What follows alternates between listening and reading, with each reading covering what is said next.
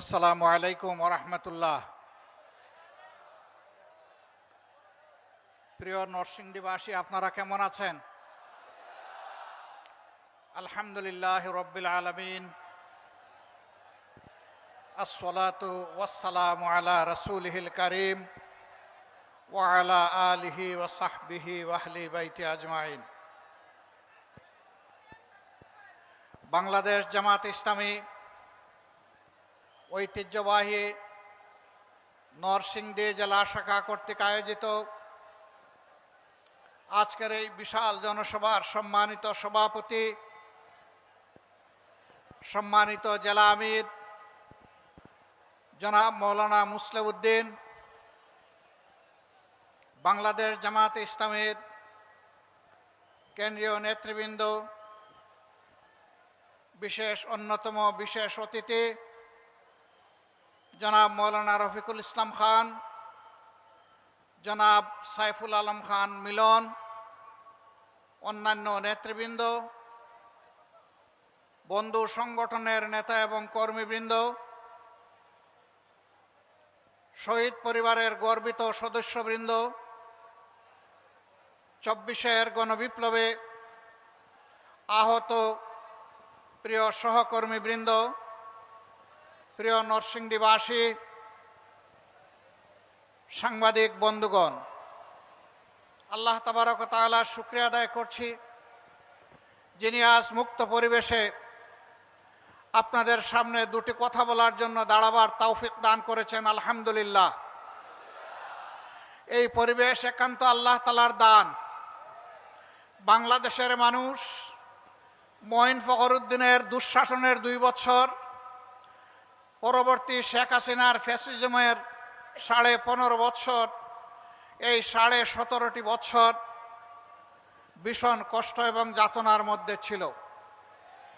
এই সময়ের ভিতরে অসংখ্য আল্লাহর বান্দাবান্দি খুন হয়েছেন, গুম হয়েছেন, আয়নাগরের বাসিন্দা হয়েছেন, পঙ্গু হয়েছেন, আহত হয়েছেন, মামলার আসামি হয়ে দফায় দফায় জেলে গিয়েছেন, চাকরি হারিয়েছেন, ব্যবসা হারিয়েছেন, বাড়িঘর তাদের ধ্বংস করে দেওয়া হয়েছে এবং বাংলাদেশ জামাতে ইসলামীর উপর আরও বাড়তি জুলুম করা হয়েছে।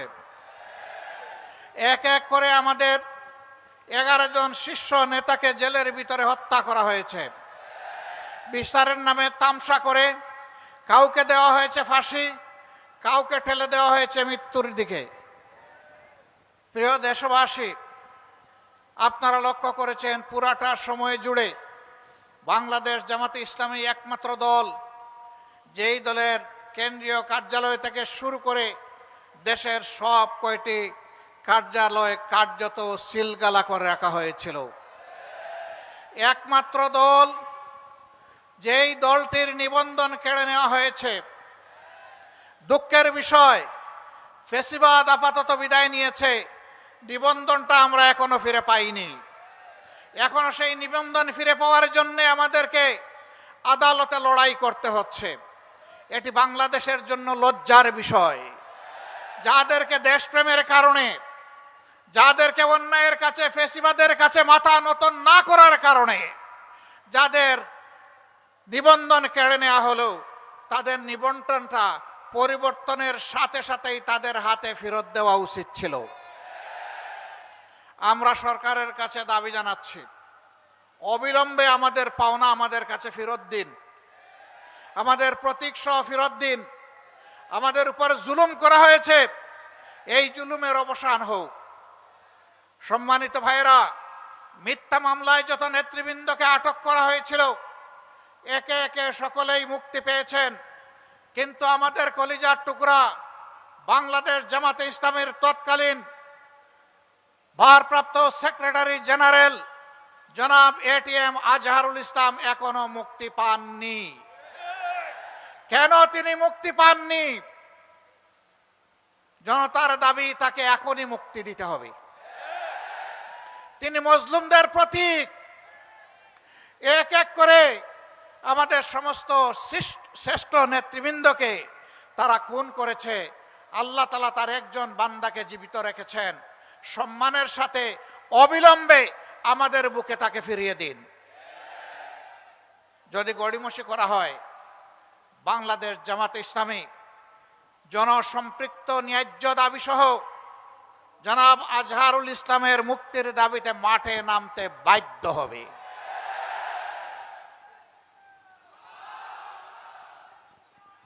প্রিয় দেশবাসী, এ মাসটি হচ্ছে ভাষা আন্দোলনের মাস।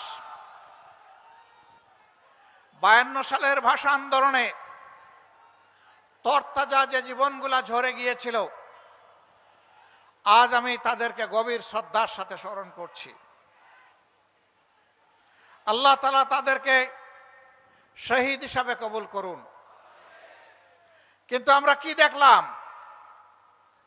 52 গেল, 71 গেল, দেশ স্বাধীন হলো, কিন্তু আমরা দেখতে পাই বরকতের জীবিত মা খুপড়ি করে বসবাস করেন। বর্ষার সময় উপর থেকে পানি পড়ে আর গ্রীষ্মকালে রোদ ঢুকে। এটি জাতির জন্য লজ্জা। যারা 52কে পুঁজি করে রাজনীতি করেন, তারাই তো দেশ চালিয়েছেন। তাহলে বরকতের মাকে এমন করুণভাবে ফেলে রাখা হলো কেন? এরকম এক বরকত নয়, ঘাটে ঘাটে যাদের জন্য জীবন দেওয়া বরকতেরা, বরকতের মায়েরা, সন্তানেরা, স্ত্রীরা সত্যিকার অর্থেই আজকে সমাজে উপেক্ষিত। আর যারা তাদের নামে রাজনীতি করেছে, এরা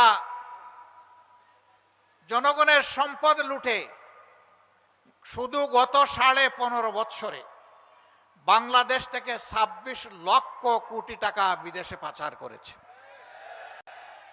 এদেশকে তারা তাদের দেশ মনে করে না। সবগুলার খবর নিয়ে দেখেন, রাজনীতি করে বাংলাদেশে বউ বাচ্চা পাঠিয়ে দিছে বিদেশের মাটিতে। কানাডায় তারা বেগমপাড়া গড়ে তুলেছে। আমেরিকার বিশাল বিশাল এলাকায় তারা আশ্রয় নিয়েছে। এক একজন চুরের লন্ডনের মতো সিটিতে 342টা বাড়ি থাকে এক চুরার।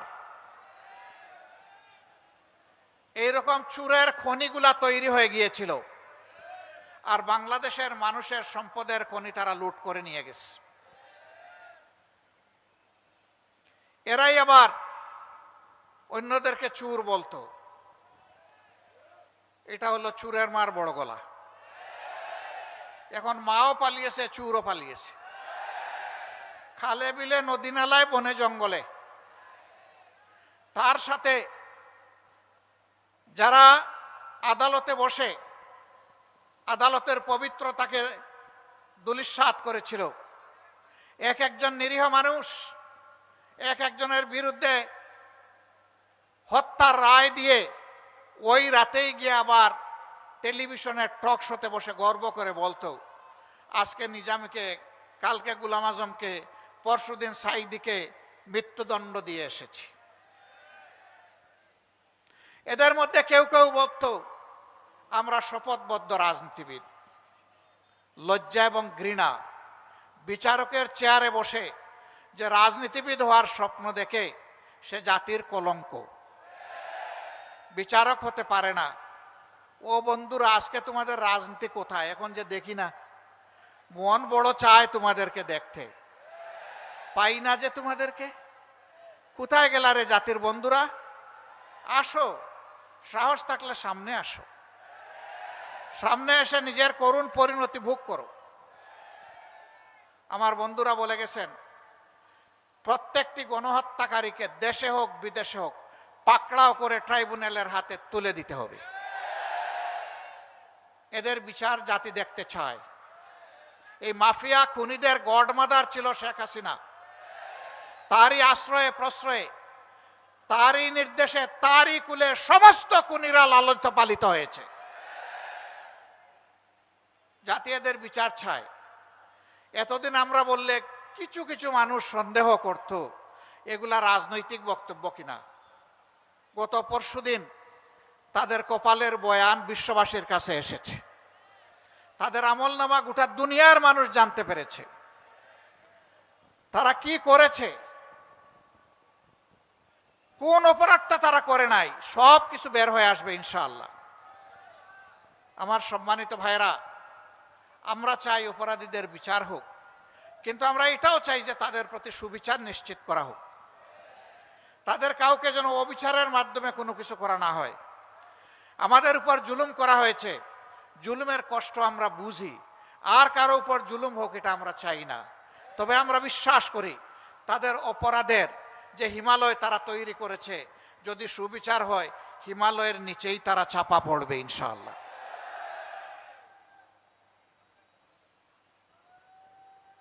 দেশের সম্পদ দেশের ভিতরে থাকুক বিদেশে থাকুক, জাল ফেলে এগুলা দেশে ফিরাই আনতে হবে, সরকারের কোষাগারে জমা দিতে হবে। বৈষম্যহীনভাবে বাংলাদেশের উন্নয়নে এগুলাকে কাজে লাগাতে হবে। কেন বৈষম্যহীন বললাম? এর আগে যার বাড়ি যেখানে হোক না রোডের বদলে বাস, কিন্তু উন্নয়ন সব সেখানে। এই নরসিংদী জেলা 25 লক্ষ মানুষের জেলা, কার্যত এটি একটা ইন্ডাস্ট্রিয়াল টাউন, সারা জেলাটাই একটা ইন্ডাস্ট্রিয়াল পার্ক। এখানে লক্ষ লক্ষ মানুষ শ্রম বিনিয়োগ করে উপার্জন করেন, তারা চুরি ডাকাতি করেন না। এ মানুষগুলো অসুস্থ হলে, আহত হলে তাদের চিকিৎসার জন্য উপযুক্ত কোনো ব্যবস্থা নরসিংদীতে নেই। ঢাকা মহানগরীতে 4-5টা মেডিকেল কলেজ গড়া যায়, নরসিংদীতে একটা মেডিকেল কলেজ হতে পারে না? তাহলে এই মানুষগুলোকে হাঁসফাঁস করে ঢাকার দিকে দৌড়াতে হতো না। অনেক সময় ক্রিটিক্যালি ইনজিওর্ড অনেক মানুষ ঢাকায় যাওয়ার পথেই মৃত্যুবরণ করে, চিকিৎসাও তাও তার কপালে জুটে না। আপনারা কি নরসিংদীবাসী একটা মেডিকেল কলেজ এবং হাসপাতাল আপনারা চান? আপনাদের সাথে আমিও চাই। বর্তমান সরকারকে আমি অনুরোধ করব, মেহেরবানি করে গণবসতির এই বাংলাদেশে আগামী একনেকে উন্নয়ন বাজেটে যদি আর একটা মেডিকেল কলেজ বাংলাদেশে করার আপনারা সিদ্ধান্ত গ্রহণ করেন, এটা যেন নরসিংদীতে হয়। যদি আপনারা না করার চিন্তা করেন, আমি বলবো আপনাদের চিন্তা করা উচিত, এবং পর্যায়ক্রমে এই ধরনের জেলা যেগুলো আছে যেখানে কোনো মেডিকেল কলেজ নেই, সেখানে একটা করে মেডিকেল কলেজ গড়ে তুলুন। আমি এটা বলতে পারবো না 3 উপজেলার যে জেলা সেখান থেকে ইউনিভার্সিটি নিয়ে অমুক জায়গায় দিয়ে দেন। আমি এটা বলতে পারবো না মেডিকেল কলেজ ওখান থেকে সরাই নিয়ে আসেন। আমি বিশ্বাস করি ওইটাও বাংলাদেশের অংশ, ওখানে থাক। না হয় কিছু ডিসপ্যারিটি হয়েছে, বৈষম্য হয়ে জনগণের টাকা ওখানে সব নিয়ে ডাম্পিং করা হয়েছে। তারপরে আমি ওই এলাকার মানুষকেও সম্মান করি, থাক ওখানে থাক। কিন্তু যারা বঞ্চিত, বঞ্চিতের দিকে যেন এই সরকার প্রথমে নজরটা দেয়। আমরা জানি তাদের মেয়াদ দীর্ঘ নয়, অতি অল্প সময়ে তাদেরকে সব কাজ গুছাতে হবে, খুনিদের বিচার করতে হবে, প্রয়োজনীয় সংস্কার সাধন করতে হবে, তারপরে একটা সুষ্ঠু নির্বাচনও দিতে হবে। এই 3টা দাবি আমার দাবি নয়, এটা জনগণের দাবি। সম্মানিত ভাইয়েরা, কিন্তু যতটুকুই সময় পান কিছু কাজ তো আপনাদেরকে করতেই হচ্ছে, দৈনন্দিন কিছু কাজ আর উন্নয়নের কিছু কাজ। সেই কাজগুলা আপনারা যেন আবার নতুন করে কোনো বেইনসাফি না করেন, ইনসাফের ভিত্তিতে করবেন।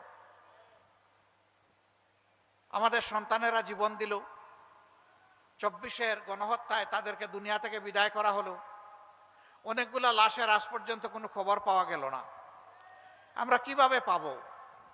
এই লাশগুলার খবর নিতে গিয়ে এখন দেখতে পাচ্ছি বাংলাদেশের বিভিন্ন জায়গায়, বিশেষ করে ঢাকার আশুলিয়ায় ট্রাক সারিবদ্ধ, লাশ ছুঁড়ে মারা হয়েছে ট্রাকের উপর, ছিটিয়ে দেওয়া হয়েছে এই লাশগুলার উপর পেট্রোল, ধরিয়ে দেওয়া হয়েছে আগুন, বানিয়ে ফেলা হয়েছে ছাই। এদের পরিচয় কোথায় পাবো বলেন? 3 এবং 4 তারিখ আগস্ট মাসের এই 2 দিন ইন্টারনেট বন্ধ করে ঢাকা এবং বাংলাদেশের বিভিন্ন জায়গায় যাদেরকে খুন করা হয়েছে সেই লাশগুলা তুলে নিয়ে গুম করে ফেলা হয়েছে। এদের হদিস কে পাবে? আজকে তাই যেখানেই যাই কিছু সন্তান হারানো মা বাপের কান্না শুনতে পাই, স্বামী হারা আমার বোনটির কান্না শুনতে পাই, বাপ হারা সন্তানের কান্না শুনতে পাই। তাদের একই কথা, আমাদের আপনজনটা কি বেঁচে আছে? যদি বেঁচে থাকে সে কোথায়, আর যদি বেঁচে নাই থাকে তার কবরটা কোথায়? অন্তত কবরটা আমাদেরকে দেখায় দেন। আমরা তাদের কবরটা দেখে কিছু প্রশান্তি নেই। এই জাতি তো কবরের সন্ধান দিতে পারছে না, যেহেতু ছাই বানিয়ে ফেলা হয়েছে, যেহেতু গুম করে ফেলা হয়েছে অসংখ্য লাশ। এই বেদনা অন্তরে নিয়ে দেশবাসী আগামীর দিকে তাকিয়ে আছে। এত রক্ত, এত জীবন, এত পঙ্গুত্ব, এত ভারী বোঝা, এত দায়িত্ব এই জাতির কাঁধে। এই জাতি আশা করে এই রক্ত বাংলাদেশের বুক থেকে সমস্ত অন্যায়, অপরাধ, বৈষম্য, দুর্নীতি সবকিছুকে পাক সাফ করে দেবে। 5 তারিখের পরে ঢাকার পার্শ্ববর্তী জেলা নরসিংদীতে এখন আর কেউ চাঁদাবাজি করে না।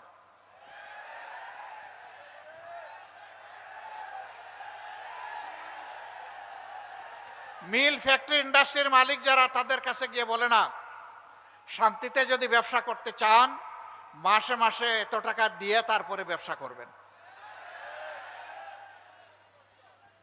ছোট একজন পানের দোকানদার, হকার, এই বেটা এখানে যদি বসতে চাও, পান বিক্রি করতে চাও, সকালবেলার খাজনা দিয়ে তারপরে বসো। অসহায় মানুষ ভিক্ষার বাটি হাতে নিয়ে বসে, বলে এই ভিক্ষা তো করবা, কোথায় বসেছো জানো? এখানে ভিক্ষা করতে হলে খাজনা দিতে হবে। এই বাজে ঘাটে ঘাটে চাঁদা, জনে জনে চাঁদা অদিষ্ঠ। আপনি একটা বাড়ি বানাবেন, দেখবেন যে মানবরূপী দানবরা এসে হাজির হয়ে বলবে, চাচা, বড় ভাই বাড়ি বানান, অসুবিধা নাই, আমাদের দিকে তাকাতে হবে। তো উনি বুঝতে পারছে না যে কোথায় তো বলছে, তো আবার তাকাবো কি? বলে যে হ্যাঁ আপনাদেরকে দেখতে পাচ্ছে। কই এই ধরনের দেখা না? তাইলে কি ধরনের দেখা? কই জানেন তো এখানে আমাদের বড় ভাইরা আছে, আমরা তাদের সাথে চলি, আমাদেরও কিছু বিষয় আশা আছে, খরচপাতি আছে, এটা একটু দেখতে হবে। তিনি বলেন, বাবা আমি তো আমার বৈধ জমিতে বৈধ আয়ের সঞ্চয় থেকে আমি বাড়ি তৈরি করছি, অথবা ব্যাংক লোন দিয়ে বাড়ি তৈরি করছি, আপনাকে আমি চাঁদা দেব কেন? কই ঠিক আছে, আগামীকাল থেকে টের পাবেন কিভাবে বাড়ি বানান। আপনাদের এলাকায় তো সমস্যা নাই। ও বাবা, এগুলাও এখানে আসে, সবই আছে। তাহলে আমাদের সন্তানেরা কি এই জন্য জীবন দিয়েছে? দেয় নাই।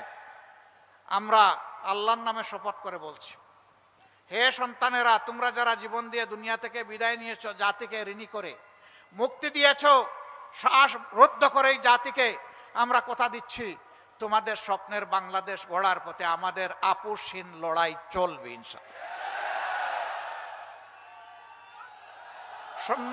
এই সমাজ থেকে চাঁদা, দুর্নীতি, দুঃশাসন যতক্ষণ পর্যন্ত বিদায় না নিবে, ততক্ষণ পর্যন্ত তোমরা যে স্লোগান দিয়েছো সেই স্লোগান আমাদেরও স্লোগান। তোমরা স্লোগান দিয়ে জানিয়ে দিয়েছো, এখনো স্লোগান দিচ্ছ, আবু সাইদ মুগ্ধ, শেষ হয়নি যুদ্ধ। আমরাও বলছি, হ্যাঁ তোমাদের স্বপ্নের বাংলাদেশ গড়ে দেওয়া পর্যন্ত তোমাদের সাথে হাতে হাত মিলিয়ে, কাঁধে কাঁধ মিলিয়ে এই লড়াই অব্যাহত থাকবে ইনশাআল্লাহ। এই যুবকদেরকে অভিনন্দন জানাই, তোমরা দুঃসাধ্যকে সাধন করেছো, তোমরা আমাদের জাতীয় বীর। যারা জীবন দিয়েছে, আল্লাহর দরবারে দোয়া করি, হে আল্লাহ তুমি তাদেরকে শহীদ হিসাবে কবুল করো, তাদের পরিবারকে তুমি সান্ত্বনা দান করো, আহতদেরকে তুমি সুস্থতার নিয়ামত দান করো, আর তাদের রেখে যাওয়া আমানত আমাদের ঘাড়ের উপর এর দায়িত্ব পালন করার তৌফিক আমাদেরকে দান করো। সম্মানিত ভাইরা, অবশ্যই নির্বাচন হতে হবে বাংলাদেশ, কিন্তু যেন তেন মার্কা নির্বাচন এই জাতি চায় না। নির্বাচনের মতো নির্বাচন চায়, সুষ্ঠু নির্বাচন চায়, যেই নির্বাচনে পেশি শক্তি আর কালো টাকার খেলা চলবে না, এমন একটা নির্বাচন আমরা চাই। নরসিংদীবাসী আপনারাও কি চান? শিওর আপনারা চান? তাহলে বড় লড়াইয়ের জন্য প্রস্তুত থাকুন। এটা সহজে আসবে না, আমরা বুঝতে পারছি। একটা ধাক্কা 24 জুলাই আগস্টে দেওয়া হয়েছে, আর একটা ধাক্কা এই জাতিকে দিতে হবে। তার সত্যিকারের অধিকার প্রতিষ্ঠিত করার জন্য আমাদের ভোটার তালিকা সংশোধন করতে হবে। যারা ভুয়া ভোটার তাদেরকে বাদ দিতে হবে। দুনিয়া থেকে যারা বিদায় নিয়েছেন তাদেরকে চিহ্নিত করে বাদ দিতে হবে। যে সমস্ত লোকেরা ভোটার হয়েছে কিন্তু নাম তালিকাভুক্ত হয় না, এই যুবকদেরকে তালিকাভুক্ত করতে হবে। এই জুলাই আগস্টের আন্দোলন সফল করতে সারা বিশ্ব বাংলাদেশের সাথে হাত মিলিয়ে একাকার ছিল। জেলে আমরা যেমন বাংলাদেশে ছিলাম, এই আন্দোলন করতে গিয়ে বিদেশেও আমাদের ভাইয়েরা জেলে গিয়েছে। তারা একই সাথে আমাদের সাথে যুদ্ধ করেছে, রিমিটেন্স বন্ধ করে স্বৈরাচারী সরকারকে লাল ফ্ল্যাগ দেখিয়েছিল। আমরা তাদেরকেও স্যালিউট জানাই। আমরা চাই তাদেরও প্রত্যেকটি প্রবাসী ভাই এবং বোনের এই নির্বাচনেই তাদের ভোটাধিকার নিশ্চিত করতে হবে।